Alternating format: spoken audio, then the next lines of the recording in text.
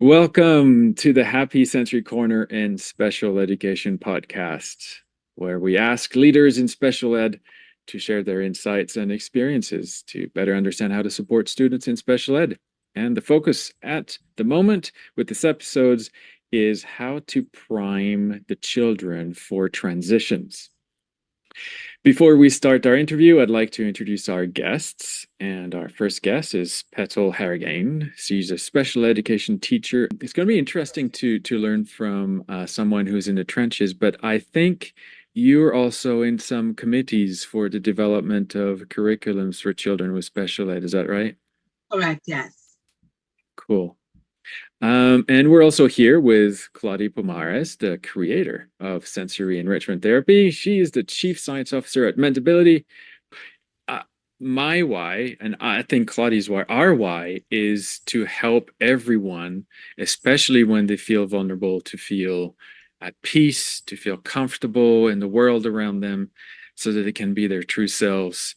What is your why? My why is to have all my students and feel complete and to feel purposeful and to be fearless in their aspirations. Every day when I get to school, I try to let the students see a reflection of themselves in me and how I interact with them and how I engage with them. So that's my why for getting up every morning and going in there. How did you get into special ed? So I was always poised to be an educator. From the time I was 15 years old, I was tutoring students on my block after school, younger children in Trinidad. And I was always fascinated with how students of the same age who were chronologically peers were so different in their skills and abilities. And that was always like in the back of my mind. And then I stumbled upon a reading on Howard Gardner and multiple intelligences, and I was just hooked. I was consumed with the idea that we're all smart, we're all intelligent, but we demonstrate that expertise in different ways. And so that is the lens through which I view neurodivergent students or students with different abilities, that it's my job to find that light in you and to make sure you get to shine it as often as you can. Can you tell our listeners a little bit about some of the techniques that you use to help children with transitioning between sessions, between classrooms, between, after recess? How do you help them?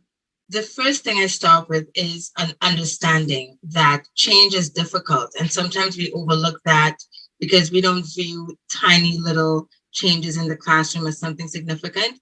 But for young children, that can be very anxiety provoking. So the understanding is, I want you to feel in control. I want you to be able to understand everything that's happening around you. I'm anticipating that you want to be in control. Some of what is not visible, I want you to be able to predict it. So the first thing is that everything that's happening in the day must easily be identifiable. So we have visual schedules in the classroom, we have timers, we make sure that those schedules have icons and pictures. We want it to be easily understandable for the students, and it really reduces anxiety and it helps them to mentally prepare for what's coming ahead. So that's with their schedules. And then when they cannot predict, we want to have a consistent routine. So there might be a day where the schedule isn't updated or a teacher isn't there, and something that's not anticipated, but we try to adhere to a routine so the children can feel completely in control, understanding what's happening in their day. And then when those changes come about, we present opportunities, almost creating like the illusion of choice. Like, do you want to go to dance, or would you like to go spend 30 minutes in the gym? And giving them an opportunity to choose options, and either of those are favorable. So they really feel, wow, this is my world. Okay, I had to make an in the moment decision, but it's okay. I'm in control. So the anxiety kind of is dissipating. And whenever change is happening, we make sure we provide as much advance notice, almost like a pre-transition heads up. And I like to connect the activity at hand to what's coming, even if it's something that seems completely different. Let's make a connection so that it softens the idea that we're going to change, So all of those things are happening seamlessly, continually throughout the day. You're making it sound so easy and well rehearsed, like you've been doing this for years. I mean, is this a process? All of this makes sense, Mhm. if it works for special ed, it works for gen ed. So Right. I have some questions I want to go into, how we could get gen ed to implement some of this as well. But how long did it take you to get to this level of comfort? And are you the only one comfortable? How do you get your team to be comfortable with all of this? What's their level of buy-in? How do you get them trained? What's the level of variability in implementation? You must have teachers who are really good at this and teachers who are not really good at this. Let's start with maybe how did you develop this approach for helping children transition? So I think I started really from the perspective of empathy and understanding the days that the transition did not go well. That was a learning moment for me. Anytime there's anything in my space that's not going as planned, I try to ask myself, I wonder if I did everything well as the student's teacher to avoid this. So once I know that an unsuccessful transition or a student who is dysregulating is homework from me, then I start to think about how I can support them. So I think I just remained in a space of learning for a long time, and I was very committed to it. And then I did kind of get thrown into the fire because my first day of teaching, I had some students who really required me to put all of my teaching expertise into work consistently for my first 10 months. I was an ICT second grade teacher. So it was their emotional development, their natural maturity, being 7 and 8 years old, combined with other needs that they had. And so that was really, like a training by fire. I came out of that on the other side, kind of feeling more prepared. And when I interacted with my peers, one of the challenges is that some of the presentations of neurodivergent students appear like discipline issues, even to seasoned educators. The behaviors present as maybe laziness or as defiance, or as disruptive. But it's really a student trying to understand their own emotional control. So having to discuss that with a peer or having a conversation with a teacher who is not a special education expert was kind of training for myself, that second level of training where when you're coaching someone, you're really rehearing it all the time. So I did a lot of that, and it kind of prepared me for where I am. I do have teachers say your de-escalation skills and your ability to remain in a steady pace, even though there's so much chaos happening around you, that did not come easy. I trained myself to really demonstrate that level of self-control because I'm the adult in the situation and I have a child who I need to teach emotional regulation. So it's kind of a lot of learning. Teaching is one of those lifelong learning in the moment, thinking on the spot, and really developing all of these expertise just in real time. It's not easy. What's a really nice story that you can share? Obviously, not naming any names, right? Mhm. But is there a story recently of something that would illustrate the point of the necessity to prepare children ahead of time and to give them this sense of control? And I love the tip that you shared. Give them this illusion of choice by giving them two options that they're really two options that would go either way for you. Yeah. But then it distracts them from the other options of not complying and not being happy. So do you have a story? I do have one for our senior trip. A bus was started for 53 students.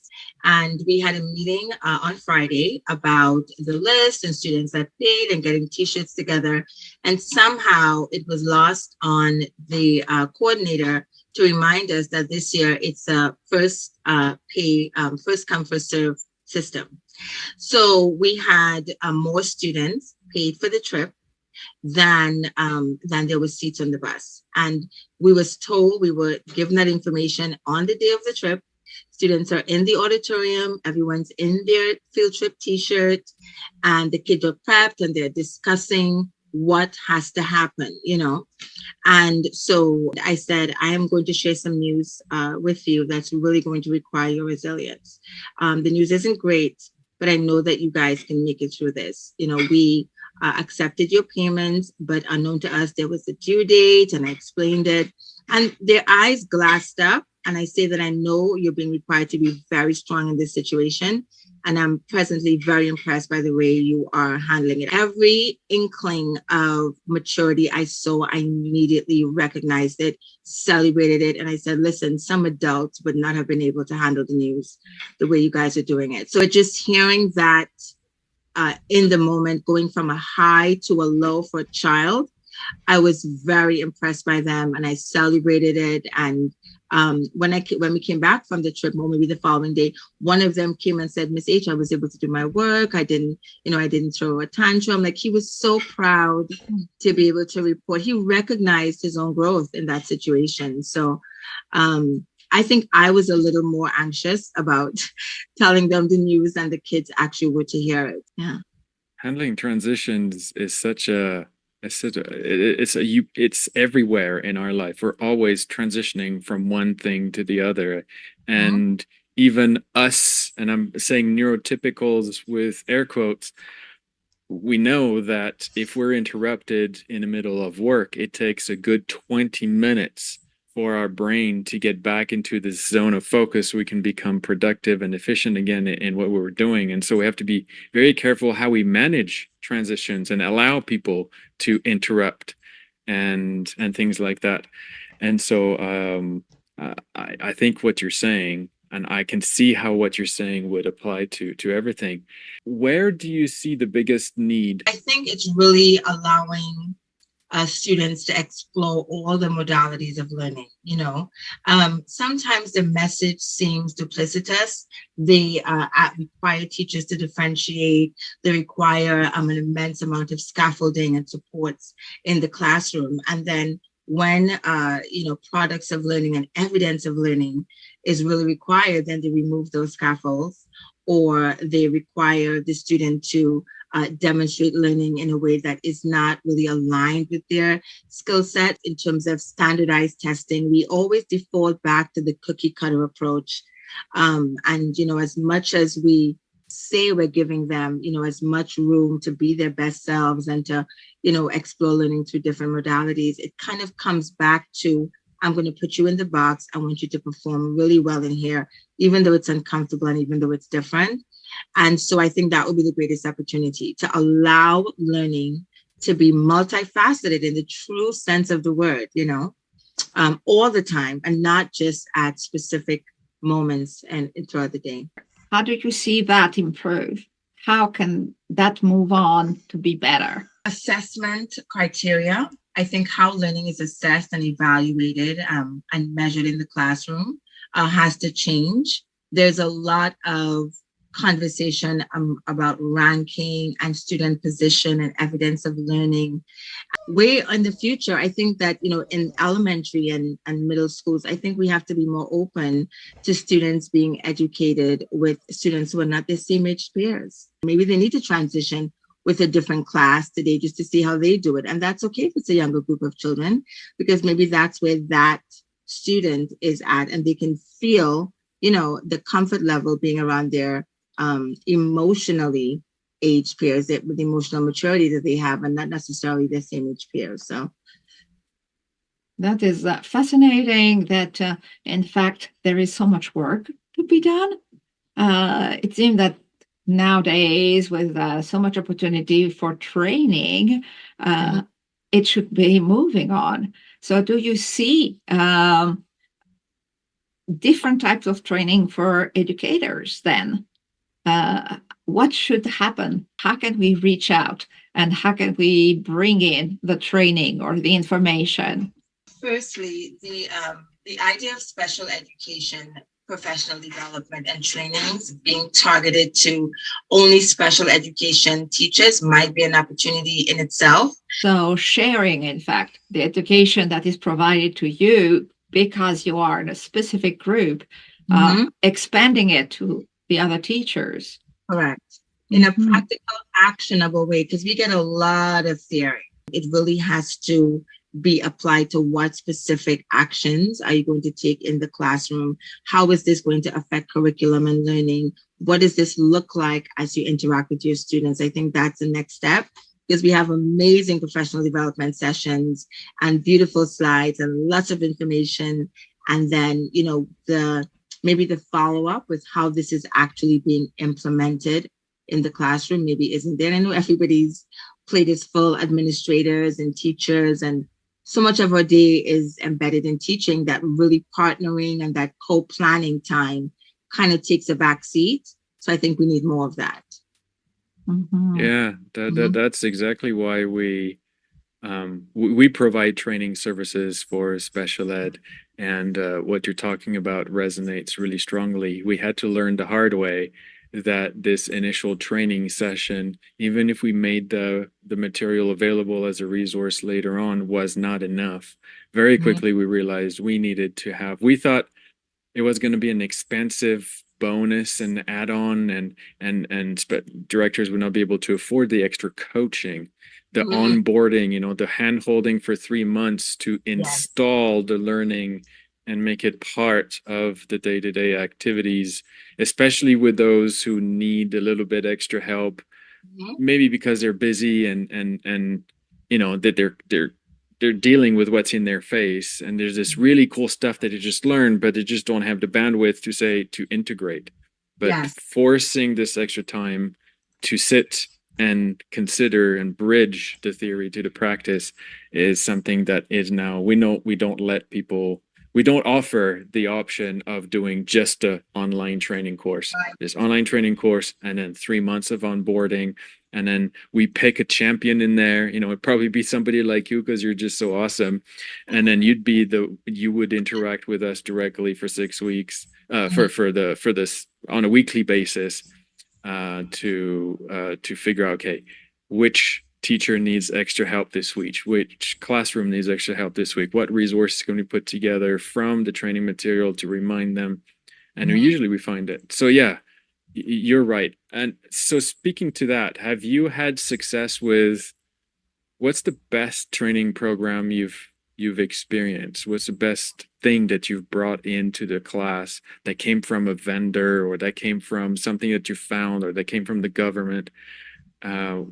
Tell us the story of that experience. One of the more impactful training sessions we had was differentiating between accommodations and modifications in the classroom for general education teachers. And I don't mean to, just put them out there, but the idea of whole group instruction is safer, it's more efficient, it's more desirable. And so when a student is identified as having a specific need, I think it's automatically the thought sometimes is, wow, if this student benefits from this, maybe I can apply this to the whole classroom. So then, now it's an accommodation everyone is getting. It's not specific to that child. So you've really removed the possibility for equity. When we went through that training, they really talked about what it looks like to modify curriculum to meet the needs of a child, their emotional needs or anxiety with transitions, why it might be necessary to give a specific child a mini schedule on their desk. Everyone does not get one. But why this child might need that in order to really anticipate his day and feel in control, as opposed to, whole group instruction. So that was very practical. It was insightful. It was really comparing, what is like what's in practice and what really has to be put in place. Because one thing that remains a challenge is that teachers, and I'm probably doing the same thing, get very comfortable when something works, because ignoring that the idea of teaching and pedagogy is always like in some kind of a metamorphosis, ignoring that is safe, because if I change it, I have to create something to fill that gap. So teachers hold on to these practices that they've used in the past, and they're less open to things that's new and different because it's just safer. And, I knew it worked in 1998 when I first became a teacher. This is what I did, and it was so effective. And I've seen the apprehension when, even for reciprocal teaching, for example, when we try to make teachers facilitators as opposed to leaders, and we were in the professional development, letting them know that a lot of the questions that students ask in the classroom can be answered by their peers. So we want to provide as much opportunity for that first before you intervene. You're a guide. You're only stepping in when necessary. And there was just like, oh my God, how can I do this? The idea of not knowing my place anymore if this lesson is not teacher led, So a lot of the professional development really has to address what you're doing. That is great and wonderful, but here's an adjustment that's going to work, and here's why.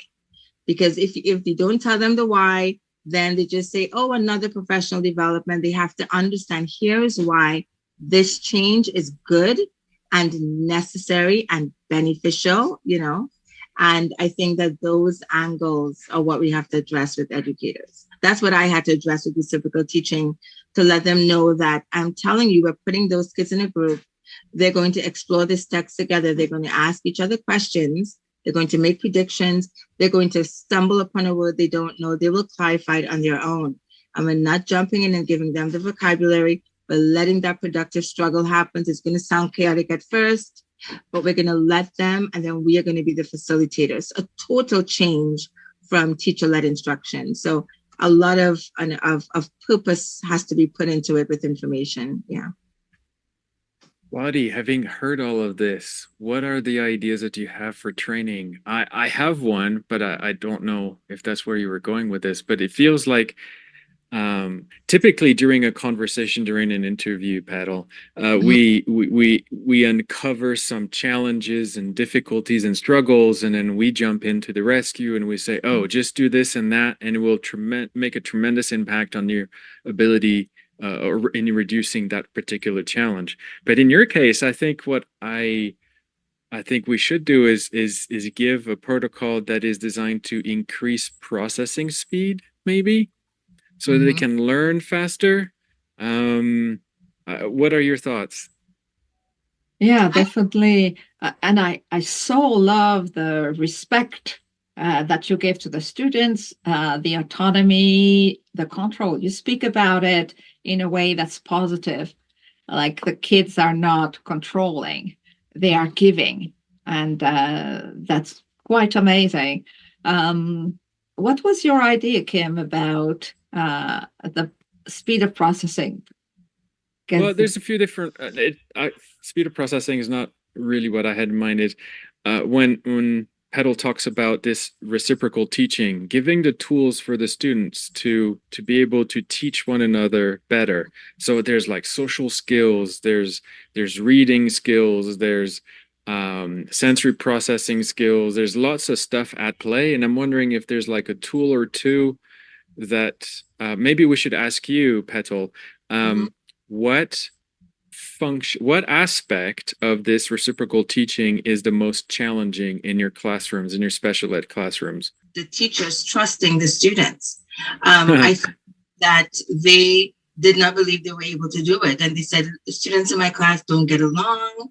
They won't agree. They won't accept a leadership from a peer. The teachers actually understanding that the skills required to make this successful are already in their students. That was one. And then again, it was the idea that we already have guided reading.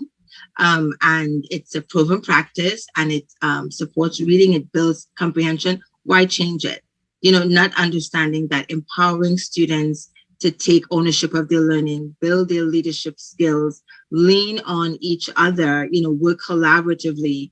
All of those were not being explored as heavily as it should be in guided reading. So it really was, again, teacher buy-in, understanding that the students do possess the skill set, embracing change and saying that there are other things that look different that work just as effectively. And here's why, and here's how. And we looked for, peer-reviewed articles, and we looked up the research, and we, used the data, which is a language a lot of teachers understand. How is this going to affect outcomes in the classroom? And we put all that together, but it took some buy-in in the beginning, absolutely. My turn. Too bad. Okay. You should not have breathed at that moment.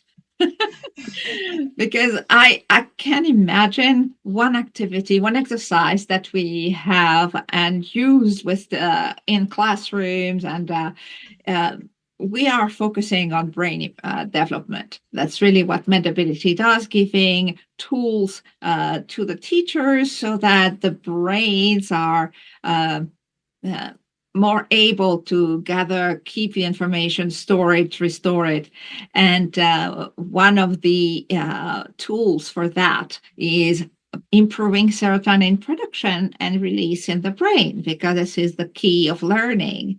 And there is an activity that children play sometimes at home, or board games that they may do. But we have one where we have two kids together, and they are going to be reciprocal.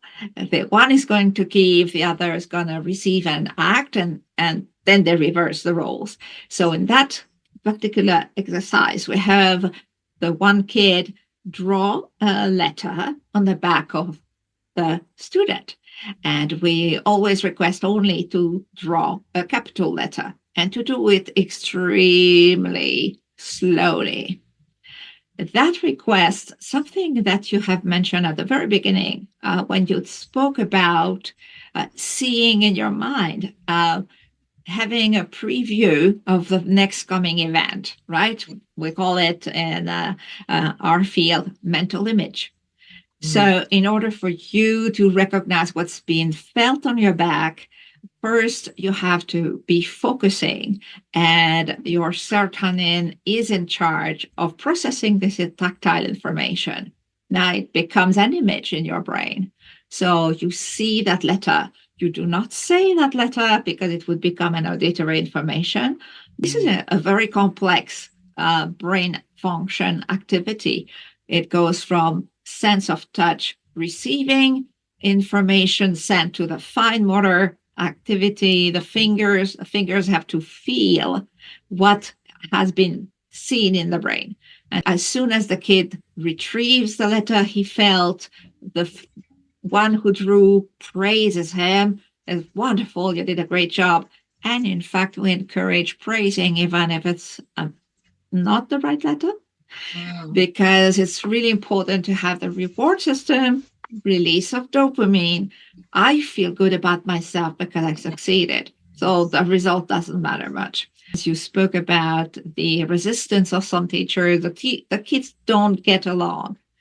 Right. Well, we know that neuroscience being our field, the studies say that when you give a soft touch information and you help serotonin release, you have also a sort of development of empathy, that you don't specifically know who you feel good about, but, oh, yeah, that's Bob. We just did that. And so this lovely interaction that is soft, gentle, but is about letters. So it is still academic, is creating between the children a bond that they made each other succeed to something, and they gave each other something really sweet. On a neurological aspect of dimension, it has a forever long-term effect. And that's really beautiful. I love that you mentioned after lunch, because we had an SEL initiative. We had 15 minutes after lunch to really have the kids focus on their emotional development and to really calm themselves, and to, visualize pictures in their minds if they listen to someone reading. And it's working. After lunch, the kids are very riled because they're excited, they're coming in from outside. So we try to start from the stairwells. So as we make it up to the stairs, we're already prepping them. And this activity would be an amazing activity to do after lunch. We have a free training that we do for schools, and the people, it's half an hour, and the people can pick between our de-escalation technique, which uses a sensory method to soothe and settle the brain, so you don't, and then you can start talking to the kids, right? Which just brings it right back up. It's truly miraculous how effective it is. You'd be amazed. And it's I think our most popular request, but I think in your case, the second most popular request is our transitioning protocol. And we use it either at the beginning of the class day to set the tone and help the kids have a great day. But often we find teachers repeating it at lunchtime, after lunchtime, when there's this digestive system is kicking in and they're not quite as resilient as they were at the beginning of the day. And this boosts serotonin and dopamine, all those happy brain juices, and refills them so that they can have more to be more resilient with, but also more engaged. I think I would do the Mendability Minute, then this activity, and then you have the kids so calm and so willing and ready to learn. So I think that would be a good combo. Yeah, we call it the Mendability Minute, that transition protocol. And you'll learn all about it. We taught the Mendability Minute a few times in our previous podcast episodes. So those of you who are listening and intrigued, go and rewind. I can't remember the titles now, so that's not very useful. But maybe if you do a search for like the transcripts, and you can see when we mentioned the Mendability Minute. And yeah, or if any of you are interested, go on our website, mendability.com, click on the education tab, and you'll go straight to the list of the products. And then there's the paid products, but on the left, there's a free training, and you can click here and schedule one of those free trainings for anybody in your class, in your team. The Mendability Minute would be perfect for doing that. We usually use it as a way to help the kids transition from the stress of the transportation experience. You've done so many good things already. I hope that when you bring that to your team, that they'll be interested and intrigued. Oh, they will. They will. We actually just had a mini planning session about our potential professional development schedule for next year. So we're trying to make it more targeted, all the things we discussed, to really support students in transitioning, to not lose instructional time because kids are still, just not yet settled in. And so an activity like this would be. Yeah, the free training is like, it's 15 minutes of explanation of training and 15 minutes of Q&A. Okay, now that you've heard the theory, tell us about one or two kids, tell us about some classrooms, and the practical stuff. But we get them to experience the Mendability Minute as much as we can in a virtual training environment. So it's a very it's a cool, because you get to experience that surge of serotonin and dopamine, and you come out of training like, this is the best training I've ever had. And they don't realize it's because we've sort of stimulated their brain. Of course. Yes. And when we can say, see that feeling you've got, this is what we're asking you to give to your kids as a gift. Yes. Love it. Cool. So cool. I feel like this is a great place to stop our podcast. I want to say see you in 2 weeks, everybody, when we release our next episode. Petal, thank you so much for being our guest today, and for your wisdom. And Claudie, of course, as always. Thanks, Mom. You're welcome, my boy. All right. Goodbye, everybody. Thank you. Bye.